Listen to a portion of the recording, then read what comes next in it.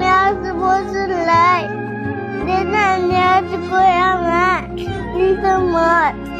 Sizga qo'yaman. Alloh uchun payg'ambarimiz hurmatlaridan menga yordam beringlar. Asayam qiynalib ketdim. 3 yildan beri jigar serozi, oyoq suyoq yemirilishi, bundan azob chekyapman. Operatsiya uchun $9,000 ketar ekan. Meni deb ayolim, farzandlarim juda ham qiynalib ketishdi. Savob bergan insonlar, iltimos meni faqat yolg'iz qoldirmanglar.